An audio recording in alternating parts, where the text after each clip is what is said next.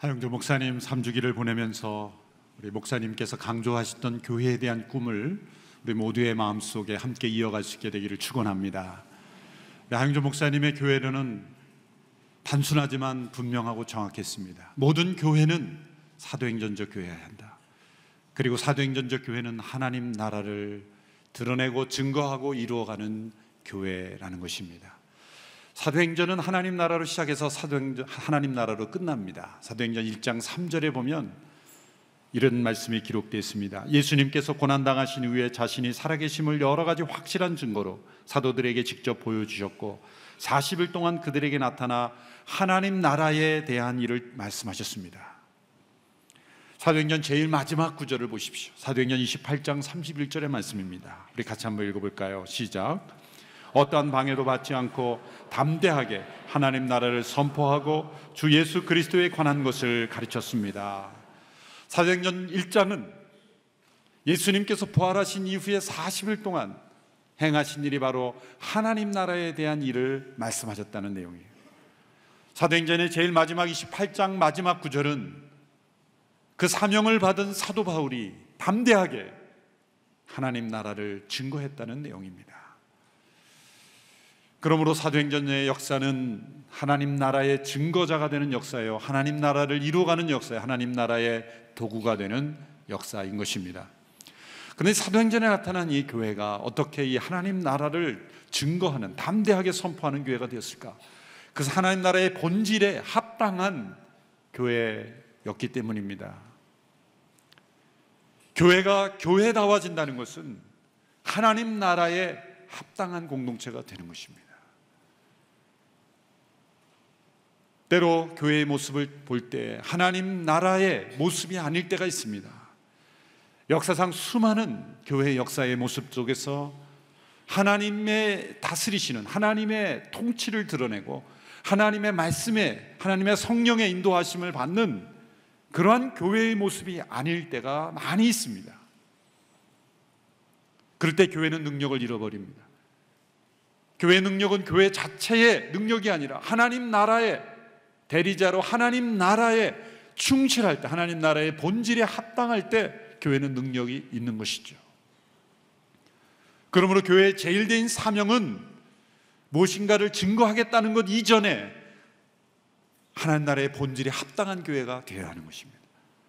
본질이 있으면 열매는 나타나게 되어 있는 것입니다. 생명이 있으면 자라게 되어 있는 것입니다. 사명이 있으면 증거하게 되어 있는 것입니다. 오늘의 교회가 하나님 나라에 합당한 교회 되게 하소서. 이것이 우리의 제일 된 기도의 제목이 되어야 될 줄로 믿습니다. 브라질 선교사로 사역하셨고 또 미국의 에즈베리 신학교의 교수, 그리고 교회론에 관한 많은 책을 쓰신 하워드 스나이더라는 박사님이 계십니다. 그분이 쓴 교회에 관한 책 가운데 저의 마음을 울리고 도전을 주는 몇 문장이 있습니다. 그분은 현대교회 문제를 지적하면서 이렇게 말합니다. 교회가 하나님 나라를 세우는 일보다는 교회 자체를 세워가는 일에 초점을 가지고 그것으로 자신의 정체성을 규정하게 될 때 교회는 언제나 문제가 생긴다. 교회가 왜 문제가 생기는가? 교회가 하나님 나라에 초점을 두지 못하고 교회 자신에게 초점을 두었기 때문이다. 예리한 지적입니다. 그분의 교회를 자유케 하는 일, 그래서 우리나라에는 참으로 해방된 교회, Liberating Church라는 그런 제목으로 참으로 해방된 교회라는 제목으로 번역된 그 책에 보면 이런 문장이 있습니다. 교회는 세상을 해방시키기 전에 교회 자체가 성경에서 말하는 대로 하나님 나라를 위해 해방되어야 한다. 교회가 세상을 복음으로 자유케 되기 이전에 있어야 될 것, 교회 자신이 하나님 나라를 위해 해방되어야 된다. 그것은 교회 중심적인 태도가 아니라 하나님 중심적인 태도, 우리 자기 중심적인 것이 아니라 하나님 중심적인 태도를 가져야 한다는 것이죠. 또한 인도에서 사역했던 스탠리 존스라는 20세기 위대한 감리교 선교사님이 있습니다. 이분이 쓴 책 가운데도 교회와 하나님 나라에 관한 관계에 관해서 이런 글을 남겼습니다. 제가 한번 읽어드리겠습니다. 나는 교회가 하나님 나라에 충성하는 정도까지만 충성할 것이다. 나의 최고의 충성은 하나님 나라에 대한 것이다. 만일 교회에 대한 충성과 하나님 나라에 대한 충성이 서로 갈등한다면 나는 결국 하나님 나라에 무릎을 꿇을 수밖에 없다. 교회로 하여금 하나님 나라를 대신하도록 만드는 교회에 대한 잘못된 충성은 무엇이든지 교회에 해로운 것이다. 하나님 나라를 드러내고 하나님 나라를 이루어야 될 교회가 하나님 나라에 대한 관심은 잃어버리고 교회 자신이 그 하나님 나라를 대신하도록 만드는 그런 교회에 대한 충성은 교회를 해롭게 하는 것이다. 이분은 교회 반대론자도 아니요, 교회 엔티 세력도 아니요, 교회 비판적인 분이 아닙니다. 가장 신실하게 복음을 전했고 가장 모범적인 선교사였던 스탠리 존스, 이분이 교회와 하나님 나라의 모습에 대해 설명한 거예요. 왜 이런 말을, 이런 글을 써놓으셨을까? 그것은 때로 교회가 흘러가면서 충성스럽게 우리가 교회 생활, 교회 봉사, 교회 헌신하는데 때로는 교회에 대한 충성이 하나님 나라에 대한 충성과 다를 수가 있었다는 거예요. 그럴 때 나는 주저없이 교회에 대한 충성을 버리고 하나님 나라에 충성하겠다. 교회가 하나님 나라를 대신한다면 그것은 교회에 해로운 것이다. 여러분, 이 뼈저린 스탠리 존스 선교사님의 지적을 우리는 항상 명심하고 기억해야 될 줄로 믿습니다. 우리가 행하는 교회의 모든 봉사, 교회의 사역, 교회의 초점, 모든 관심, 하나님 나라를 드러내고 하나님 나라를 이루는 것이 아니라면 그것은 우리가 충성할수록 교회에 해로운 것이다. 이 말씀을 우리가 기억해야 될 줄로 믿습니다. 예수님 당시에 이른바 교회에 대한 충성으로 하나님 나라에 대하여 충성하지 않았던 사람들이 바리새인이었습니다. 당시에 유대인들은 그들이 믿는 그러한 교회 공동체, 그들이 하나님의 백성들이라고 믿는 그 공동체에 충성한 나머지 안타깝게도 하나님 나라를 바라보지 못했어요. 그것이 예수님 당시 유대인들이요 바리새인들이었습니다. 오늘 본문에서 바리새인들이 하나님 나라에 대해서 예수님께 질문하고 있습니다. 이 질문에 대한 대답은 교회가 어떻게 하나님 나라에 충성해야 될지를 가르쳐 주시는 말씀입니다. 우리 아까 2번 읽었지만 다시 3번째 한 번 더 우리 같이 읽겠습니다. 같이 20절 21절 함께 읽습니다. 시작. 바리새파 사람들이 하나님 나라가 언제 올지 물어보자 예수께서 대답하셨습니다. 하나님 나라는 눈으로 볼 수 있는 모습으로 오지 않는다. 보라 여기 있다, 보라 저기에 있다 하고 말할 수도 없다.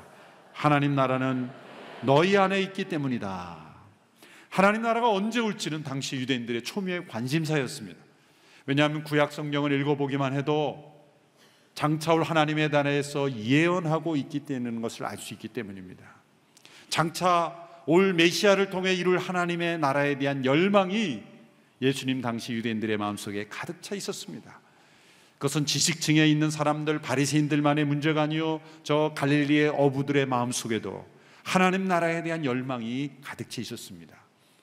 그런데 그들이 꿈꾸는 하나님의 나라는 어떤 나라였습니까? 눈으로 볼 수 있는 나라였습니다. 눈으로 볼 수 있는 나라는 어떤 겁니까? 가시적인 정치 질서를 변화시키는 나라, 로마 제국의 그런 압제로부터 벗어나게 할 수 있는 나라, 장차 올 메시아가 온 세계의 왕이 되고 예루살렘이 온 세상의 수도가 되는 그런 나라, 그런 나라를 그들은 꿈꾸었던 것이죠. 그래서 심지어 제자들조차도 사도행전 1장에 보면 예수님께 이런 질문하죠. 이스라엘 나라를 회복하시민이 어느 때입니까? 이때만이 아니라 제자들조차도 예수님께 끊임없이 그때가 언제 옵니까? 그때가 언제 옵니까? 라고 하나님 나라가 언제 올지를 궁금했던 겁니다. 왜 그들이 언제 하나님의 나라가 올 것인가를 질문했습니까? 그 문제를 예수님이 지적하고 있는 것입니다. 예수님이 동문서답처럼 보이는 대답을 한 것처럼 보입니다.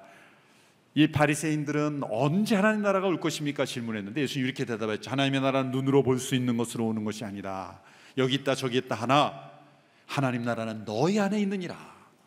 너희 안에 있다, 이렇게 말씀하셨죠. 보면 언제라는 질문에는 대답하지 않은 것처럼 보여요.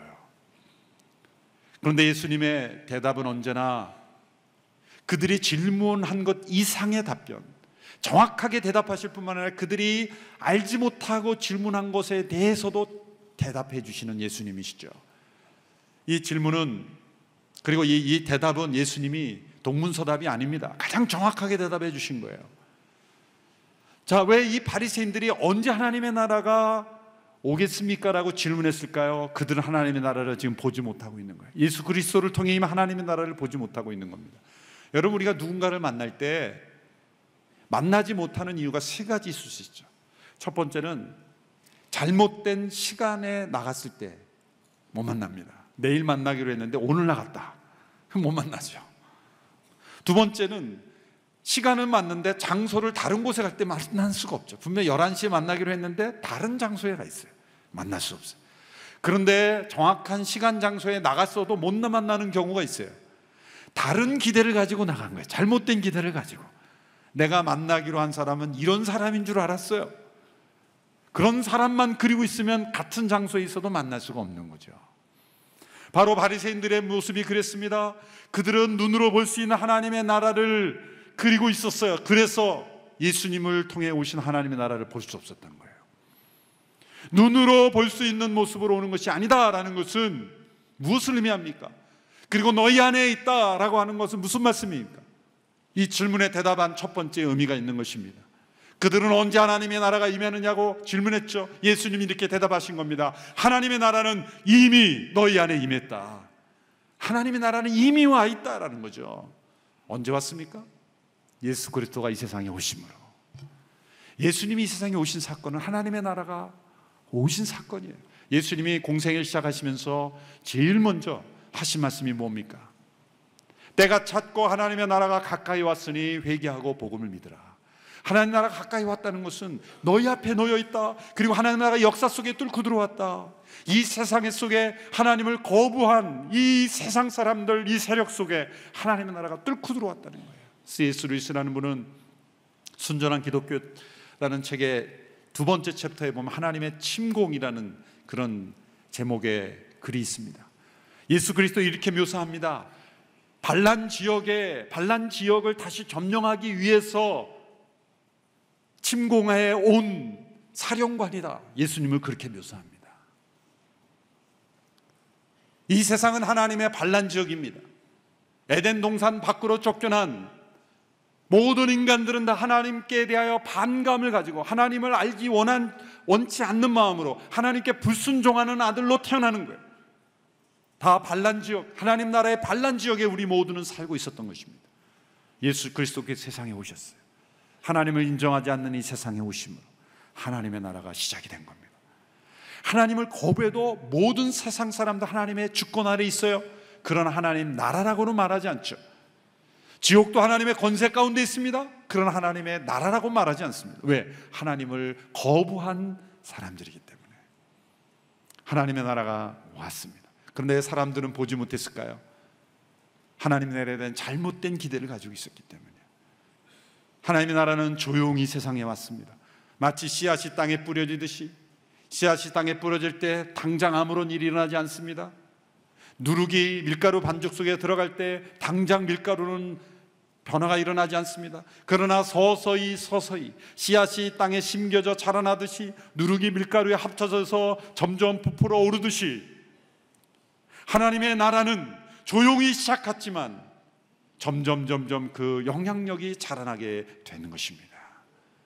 영영 볼 수 없다고 말씀하지 않으셨어요. 하나님의 나라는 눈으로 볼 수 있는 모습으로 오지 않는다. 하나님 나라의 시작 단계가 우리의 육신의 눈으로는 잘 구별되지 않을 수 있다는 거예요. 왜? 너희들이 기대하는 모습으로 오지 않기 때문이다. 그들은 정치적 혁명을 통하여 세상의 정치 질서를 바꿈을 통하여 세상의 어떤 정권이 바뀜을 통하여 하나님의 나라가 유토피아처럼 올 것이라고 기대했지만 하나님의 나라는 기존 질서 속에, 기존 정치 구조 속에, 로마 제국의 그런 압제 안에서 씨앗처럼 누룩처럼 조용히 시작이 된 거예요. 왜? 하나님의 나라는 이 세상의 정치 질서를 개조하는 정도의 수준의 차원이 아니기 때문이에요. 단지 한 민족이 다른 민족으로부터 벗어나는 정도의 그러한 민족주의적인 나라가 아니기 때문이에요. 하나님의 나라는 새 하늘과 새 땅이기 때문입니다. 하나님의 나라는 씨앗처럼 베들레헴의 구유 속에 조용히 오셨어요. 그분의 임재하심으로, 그분의 삶으로, 그분의 인격으로, 그분의 기적을 통해 하나님의 나라는 자라나고 있었습니다. 하나님의 나라는 너희 안에 있다. 이 말씀은 하나님의 나라는 이미 내가 세상에 오므로 하나님 나라는 시작이 되었다라는 거예요. 그런데 그 나라는 아직 완전히 임하지는 않은 것입니다. 사람들이 착각하는 이유가 그것이죠. 아직 완전히 오지 않은 하나님의 나라이기 때문에 이미 온 하나님의 나라를 보지 못하는 거예요. 우리 그리스도인들도 신앙생활 하다 보면 유대인들과 같은 세계관을 가질 때가 있어요. 죽은 이후에 하나님 나라에 가는 것이다. 아닙니다. 이미 우리는 살아있을 동안 예수 그리스도를 영접함으로 하나님 나라의 백성이 되고 영원한 주의 나라의 삶을 살기 시작한 것입니다. 그리고 역사 속에 예수 그리스도가 오심으로 하나님 나라는 이미 시작이 된 거예요. 영원한 하나님의 나라가 이미 시작된 거예요. 어떤 신학자는 그래서 이 사이를, 이미와 아직 사이를 2차 대전 시대에 연합군이 독일에 점령하고 있는 지역을 상륙했던 유명한 상륙작전 있잖아요. 노르망디 상륙작전이 있죠. 연합군이 승리하게 된 결정적인 상륙작전이죠. 그때를 군사적인 용어로 디데이라 그러죠. 디데이. 근데 완전히 승리한 것은 아닙니다. 완전히 승리한 날은 V데이, 빅토리데이예요. 그러나 이 디데이가 시작됨으로 인해서, 디데이가 있음으로 인해서 완전한 승리가 시작이 된 거예요. 예수님이 이 땅에 오신 초림은 디데이요, 예수님이 다시 오실 재림은 V데이, 빅토리의 데이예요. 우리는 디데이와 V데이 사이에 살고 있는 거예요. 왜 이런 기간을 주셨을까요? 예수님이 세상에 오심으로 세상을 심판하고 그냥 완전한 새하늘과 새 땅을 시작하셨으면 됐을 텐데 왜 이 땅에 오셨으나 아직 완전히 오시지 않는 초림과 재림, 이 두 번에 걸쳐 세상에 오시냐 하는 말이죠. 그 사이에 어떤 일이 일어났어요? 예수님은 세상에 오심으로 고난당하시고 죽임당하시고 그리고 십자가에서 죽으시고 부활하심으로 다시 올 그날을 준비하고 계시는 거예요. 이 기간 동안에 우리가 해야 될 일은 무엇입니까? 모든 사람들이 이 승리의 날에 도래할 때 모두가 다 구원받고 모두가 다 하나님 나라의 백성으로 영원한 생명 가운데 거하기를 원하시는 하나님의 마음을 전하는 선교의 기간으로 이 기간을 주신 것입니다. 보라, 지금은 은혜 받을 만할 때요 구원 얻을 만할 때다. 지금은 은혜의 기간이요 선교의 기간이요 증거의 기간인 것이며 우리는 이 기간 속에 하나님 나라의 대리자요 하나님 나라의 대사관이요 하나님 나라의 증거자로 교회 공동체를 세운 것입니다. 그러므로 이 기간 동안 하나님 나라를 증거하지 않고 하나님 나라를 드러내지 않는 교회는 교회답지 못한 거예요. 왜? 우리는 D데이와 V데이 사이에 살고 있기 때문이에요. 이미 임한 하나님의 나라, 그러나 아직 임하지 않는, 온전히 임하지 않은 이 하나님 나라 사이에 우리는 살고 있는 거예요. 그러므로 우리 모두는 다 이중 국적을 가지고 있는 겁니다. 하나님 나라 국적과 대한민국, 물론 그러면 삼중 국적도 가지고 있는 분이 있겠네요. 우리 모두는 다 하나님 나라의 백성인 거예요. 여러분, 저와 여러분이 어느 나라 민족, 어느 나라 백성이냐보다 더 중요한 정체성이 바로 나는 하나님 나라의 백성이라는 정체성이 가장 중요한 정체성이 되기를 축원합니다. 하나님 나라는 너희 안에 있느니라. 이 말씀은 이미 하나님 나라는 예수 그리스도를 통해 이 땅에 왔다라는 거예요. 두 번째로 예수님의 이 말씀은 어떤 의미가 있습니까? 하나님 나라가 너희 안에 있느니라. 이것은 하나님 나라가 임하는 장소도 말씀해 주신 거예요. 하나님의 나라에 임하는 장소는 어디인가? 바로 우리들이라는 거예요. 하나님의 백성들이라는 겁니다. 구약에 보면 하나님이 임하시는 곳을 장소로 말씀합니다. 하나님이 때로는 시내산에서 말씀하십니다. 그래서 모세는 하나님을 만나기 위해 시내산으로 올라야만 했습니다. 그런데 하나님께서 모세에게 이러한 율법의 계시를 주시고 장막을 만들라고 하죠. 하나님이 텐트를 치시라고 그러고 백성들 가운데 내려오셔서 백성들 가운데 텐트를 치고 그곳에서 임합니다. 백성들이 하나님을 만나기 위해서는 그 하나님을 만나는 장막 성막 앞으로 나가야 합니다. 시간이 흘러서 다윗과 솔로몬 시대에는 성전을 짓습니다. 그 성전에서 제사하며 하나님을 만났습니다. 그런데 이스라엘 멸망할 때 성전이 회파됐습니다. 이제 어디서 하나님을 만납니까? 말씀이 육신이 되어 우리 가운데 거하시는 예수 그리스도, 그분을 통해서 그분이 우리의 머리가 되심으로 우리 모두가 다 하나님의 성전이 되었다는 것, 이거 신약의 메시지예요. 에베소 2장에 우리 모두가 다 하나님의 성전으로 지어져 가느니라. 예수님이 모퉁이 돌이 되시고 우리가 벽돌 한 장 한 장이 되어서 살아있는 하나님의 집으로 지어져 가는 것, 우리 모두는 하나님의 집이요 하나님의 성전입니다. 하나님의 나라가 임하는 장소가 어디인가? 어느 장소가 아닙니다. 이제는 우리들이 곧 하나님 나라가 임하는 장소인 것입니다. 그럼 오늘 이 시대에 예배당을 짓는 것을 성전 건축이라고 말하는 것은 그렇게 말하면 안 되는 거예요. 그렇게 말할 수도 있고 아닐 수도 있다라고 하면 안 돼요. 왜? 그런 오해를 불러일으키기 때문에. 성전은 곧 우리들이 성전입니다. 너희 몸이 하나님의 영이 거하시는 성전인 줄 알지 못하느냐. 우리가 하나님의 성전이에요. 그러므로 성전 건축이라고 할 때는 우리 공동체가 하나님께서 임하시는 하나님 나라로 점점 성숙해가고 성장해 가는 것을 성전 건축이라고 말하면 그건 말할 수 있는 거예요. 자, 우리 성전 건축합시다. 그럴 때는 뭐라고 우리 머릿속에 들어와야 돼요? 우리가 더 거룩한 하나님의 백성으로 변화되어 가고 더 견고해 가고 더 성정해 간다라고 서로 이해할 때는 쓸 수 있어요.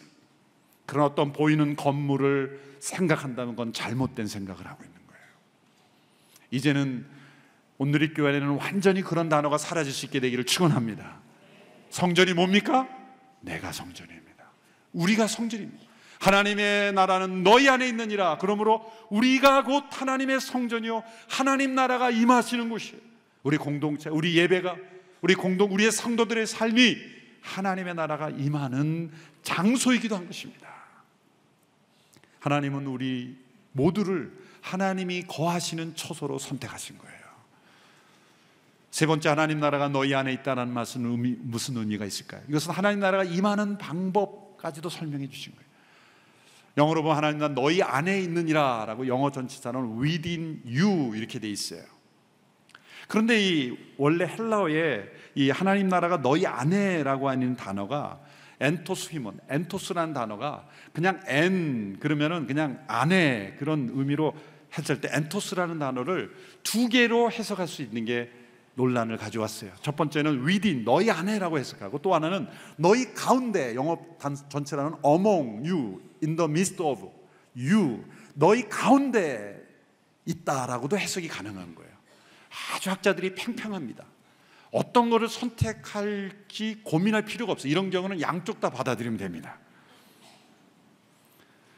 너희 안에 within you라고 할 때는 뭡니까? 하나님의 나라가 임할 때 1차적으로 우리의 마음 속에, 우리의 영혼 속에 임한다는 거예요. 하나님 나라가 어떤 정치 질서, 어떤 제도, 어떤 문화에 임하기 전에 하나님은 1차적으로 우리의 심령 속에 임하는 나라예요. 우리 개개인의 심령 속에 하나님의 다스리심이 없이 어떻게 하나님의 다스림이 있는 제도가 나오길 수 있겠습니까? 하나님의 나라는 1차적으로 우리의 심령 속에, 우리의 영혼 속에, 우리의 내면 속에 임하는 하나님의 나라입니다. 그런데 조심해야 될 것은 개인적으로만 경험하는 하나님의 나라가 아니라는 거죠. 우리 개개인의 심령 속에 임하지만 여기 보면 하나님의 나라가 내 안에 있다 이렇게 말하지 않고 하나님 나라가 너희 안에 있다 이렇게 말씀하신 걸 준념해야 돼요. 하나님 나라가 내 안에만 있지 않습니다. 그러므로 우리가 함께 하나님 나라가 임하는 심령으로 함께 지어져 가야 되는 거예요. 존 웨슬리라는 분이 유명한 부흥사요 또 감리교의 창시자죠. 이분이 이런 고백을 했습니다. 내 믿음이 파산할 뻔한 적이 있었다. 그때는 언제인가? 내가 홀로 거룩을 추구했을 때이다. 나 홀로 다른 사람과 고립되어 나 홀로 거룩을 추구할 때 내 믿음이 파산할 뻔했다는 거예요. 그리스도인이 참으로 거룩하고자 한다면 그것은 고립된 상황이 아니라 다른 사람들과 함께 거룩을 추구해야 된다. 함께 하나님의 나라의 백성으로 지어져 가야 된다는 거예요. 그분은 이것을 사회적 거룩이다, 소셜 홀리니스다 이렇게 불렀어요. 여러분, 우리가 함께 순으로 만나고 공동체로 만나고 누군가와 함께 일대일 양육을 통해 만나고 나만의 믿음이 아니라 내 안에 임한 하나님의 나라가 아니라 우리 안에 임한 하나님의 나라가 되어야 될 이유가 바로 거기에 있는 것입니다. 하나님, 예수님이 주기도문을 가르쳐줄 때 하늘에 계신 나의 아버지라고 가르쳐주지 않고 하늘에 계신 우리 아버지라고 가르쳐주신 이유가 바로 거기에 있는 것입니다. 하나님은 나의 아버지일 뿐만 아니라 다른 사람의 아버지이기도 하는 거예요. 또 우리 신앙생활 하다 보면 하나님이 나의 아버지만 되기를 간절히 원해요. 하나님, 저 사람의 아버지는 되시면 안 됩니다. 우리 거룩하신 하나님이 저 사람의 아버지가 되면 어떻게 됐습니까? 자존심 상하는 거예요. 같이 아버지라 부르길 싫어하는 거예요. 다른 사람이 아버지라고 부르는 것은 인정하기를 않는 거예요. 교만입니다.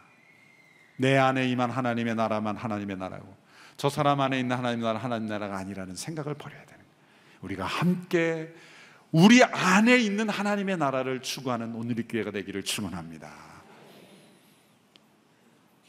그런데 또 다른 해석으로 among you, 너희 가운데 있느니라 라고 할 때 이것은 무엇입니까?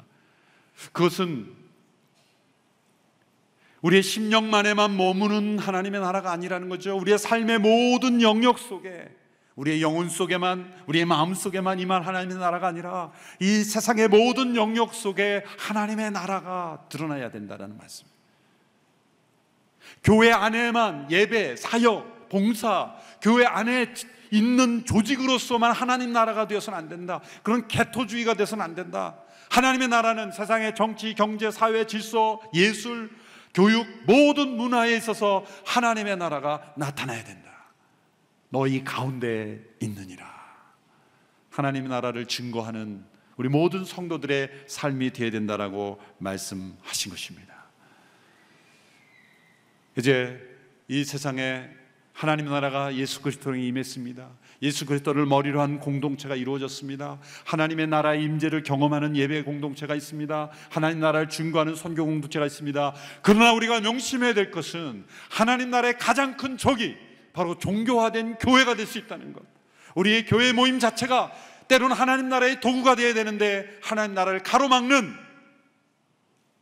교회를 세우는, 하워드 스나이더 박사는 이런 영어단을 만들었어요.